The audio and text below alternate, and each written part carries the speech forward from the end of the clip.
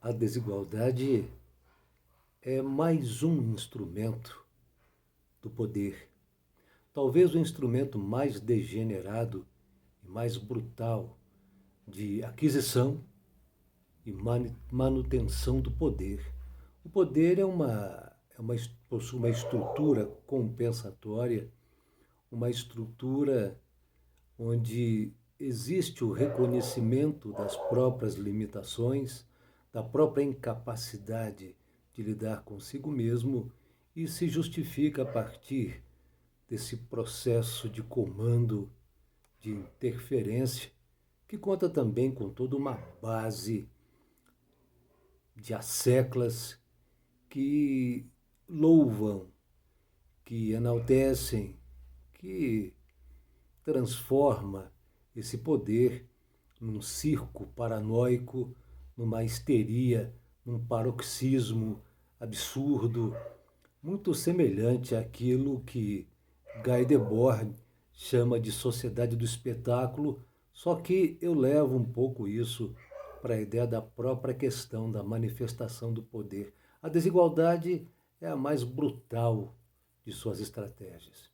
A hierarquização social, a partir da ideia de que existem pessoas melhores do que a outra, raças melhores do que as outras, etnias mais evoluídas, etc., nada mais é do que fruto de um preconceito, de uma discriminação muito bem elaborada. Há uma estratégia de produção dessas discriminações e preconceitos e há também uma estratégia para mantê-la, para administrá-la e fazê-la continuar num processo histórico que já deveria ter resolvido de maneira absoluta essa questão, banido a partir da razão humana toda essa ideia de que pessoas podem ser melhores do que as outras.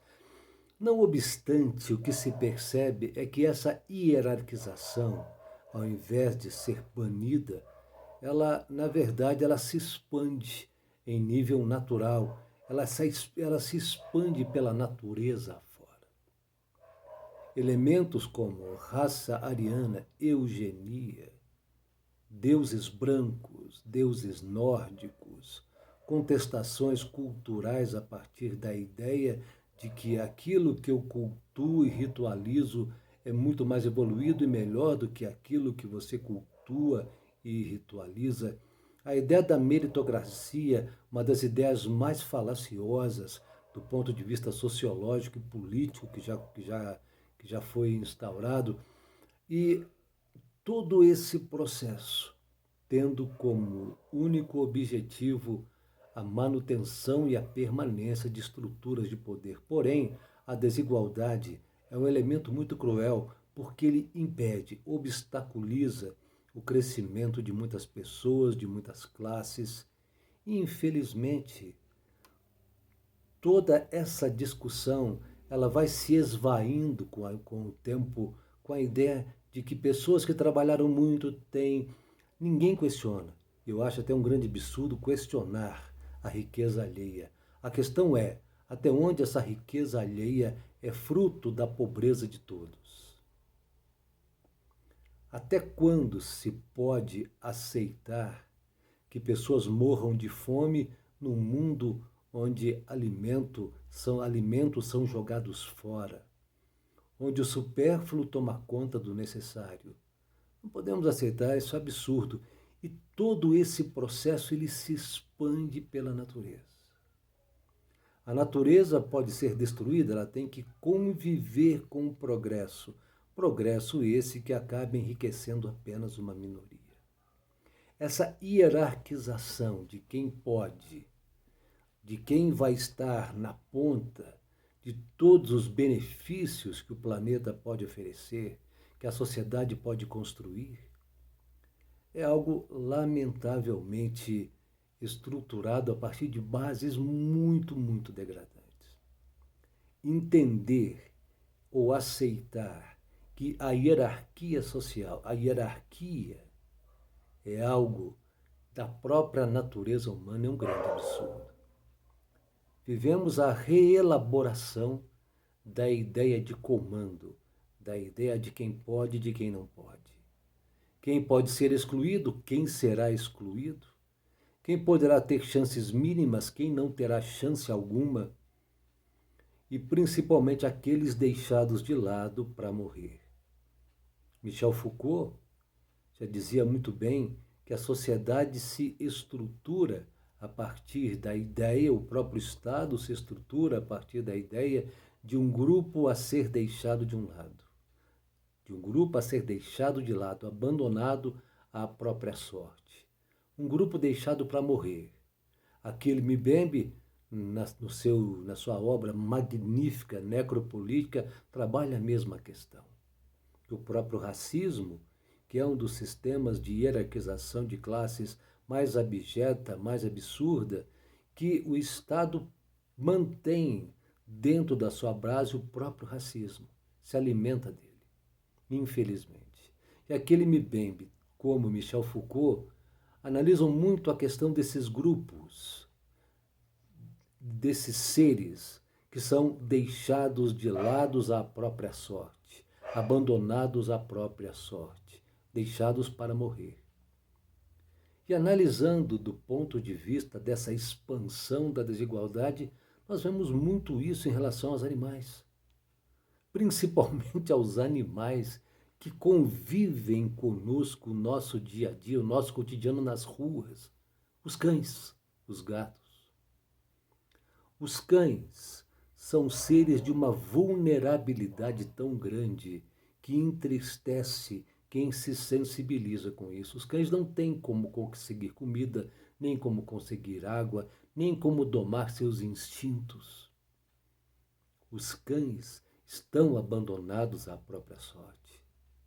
Os cães de rua não, abandonados na rua, são também pertencentes a essa parte de seres viventes do mundo deixados para morrer.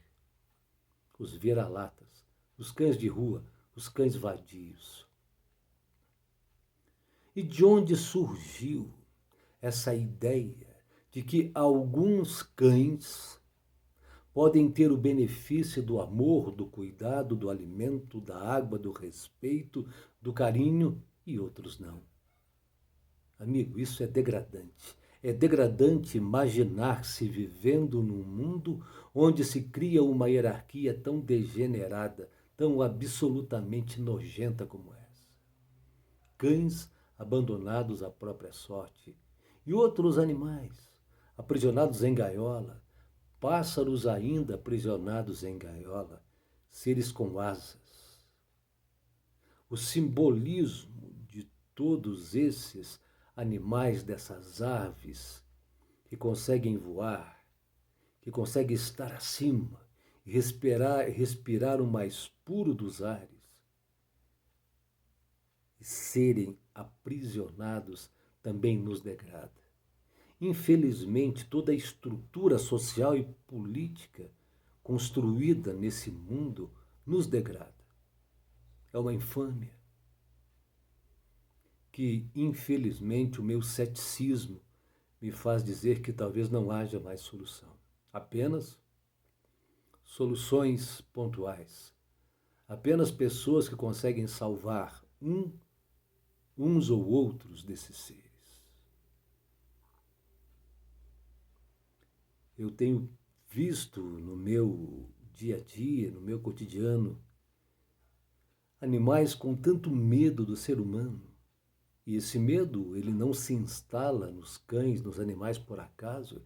Eles sofrem agressões, covardias, agressões pusilânimes. E eles temem o ser humano, mas não podem fugir dele. Essa é a maior penalidade que se pode criar para um ser vivente. Depender daquele que o agride. E morrer nas mãos daquele que poderia ter sido, mas não foi, porque não quis ser, porque está alojado dentro de si esse verme chamado covardia, crueldade, brutalidade, maldade. Nesses seres humanos, tão desumanos, brotou-se apenas mais agressão para esses outros tão vulneráveis e inocentes. É triste, amigo. É triste imaginarmos um mundo assim. A hierarquia social, a hierarquia econômica, todo o processo hierárquico que agora se expandiu e vem se expandindo. Isso não é um elemento ou uma categoria que se estrutura a partir de hoje, que se manifesta agora. O processo histórico humano vem mostrando esses elementos se misturando, se reestruturando, banhando de sangue toda essa vulnerabilidade que não é natural. Uma vulnerabilidade planejada. Uma vulnerabilidade planejada de uma estratégia das mais cruéis, que tem como único desejo o poder, que é uma das manifestações humanas mais absurdas. Poder para quê?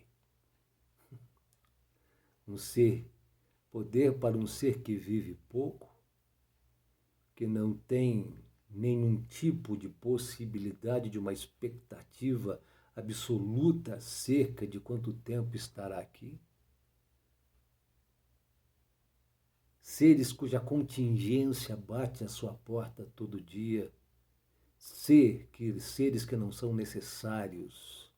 Nós humanos somos esses seres contingentes, desnecessários, sem nenhuma certeza, e que deveríamos nos abrir para salvar uns aos outros, ajudar uns aos outros, reconstruir novamente as bases de uma relação humana racional, de uma relação humana voltada à compaixão, ao cuidado, ao zelo, em relação a todos os seres da natureza e a natureza como um todo.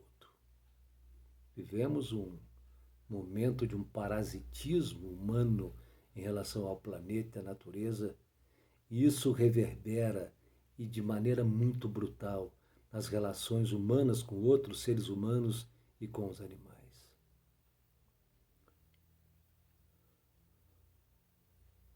E tenho visto um cão, uma cachorrinha bonita que fica na porta da escola onde trabalho, que ela tem um medo tão grande dos seres humanos, que devem ter sido muito desumanos para ela. Ela deve ter sido agredida da maneira mais abjeta, mais brutal. E ela morre de medo, mas ela depende.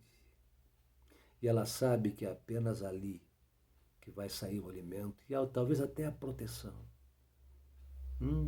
Que tristeza, que loucura, que insanidade.